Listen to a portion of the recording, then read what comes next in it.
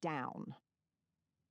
Lucy looked so upset that Meg wanted to hug her, or maybe she wanted that comfort for herself. She vowed not to add her own misery to her friend's distress.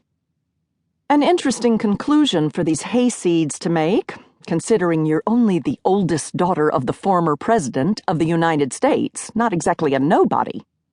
Adopted daughter. I'm serious, Meg. The people in Wynette interrogate me every time I go out. This wasn't entirely new information, since Meg talked to Lucy on the phone several times a week, but their phone calls hadn't revealed the tense lines that seemed to have taken up permanent residence above the bridge of Lucy's small nose. Meg tugged on one of her silver earrings, which might or might not be Sung Dynasty, depending on whether she believed the Shanghai rickshaw driver who'd sold them to her. I'm guessing you're more than a match for the good citizens of Wynette. It's just so unnerving, Lucy said.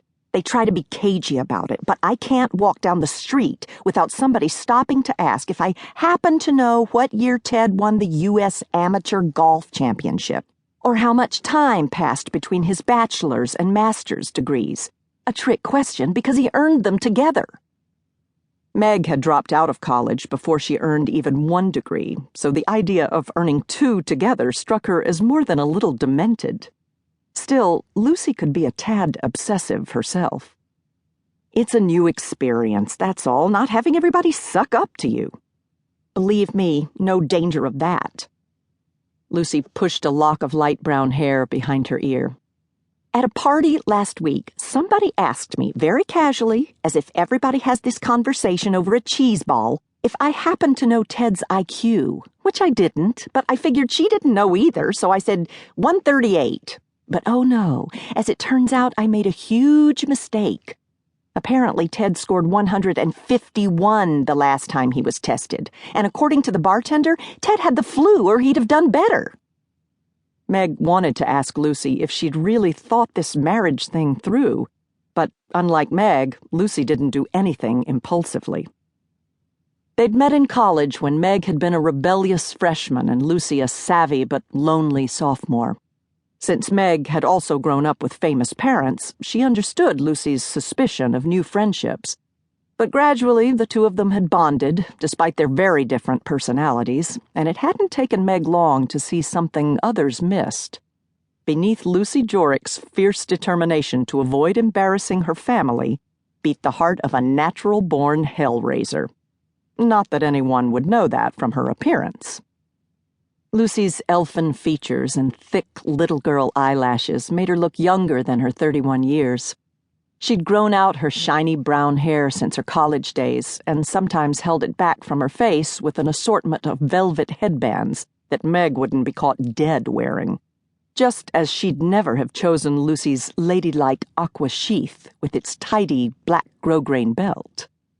Instead, Meg had wrapped her long, gangly body in several lengths of jewel-toned silk that she'd twisted and tied at one shoulder. Vintage black gladiator sandals, size 11, laced up her calves, and an ornate silver pendant she'd made from an antique betel nut container she'd purchased at an open-air market in central Sumatra rested between her breasts. She'd complemented her probably fake Sung Dynasty earrings with a stack of bangles she'd bought for $6 at TJ Maxx and embellished with African trade beads. Fashion ran in her blood. And travel's a crooked path, her famous New York couturier uncle had said. Lucy twisted the strand of demure pearls at her neck. Ted he's the closest the universe has come to creating the perfect man. Look at my wedding present. What kind of man gives his bride a church? Impressive, I have to admit. Earlier that afternoon, Lucy had taken Meg to see the abandoned wooden church nestled at the end of a narrow lane on the outskirts of town. Ted had bought it to save it from demolition, then lived in it for a few months while his current house was being built. Although it was now unfurnished, it was a charming old building, and Meg didn't have any trouble understanding why Lucy loved it. He said that every married woman needs a place of her own to keep her sane. Can you imagine anything more thoughtful? Meg had a more cynical interpretation.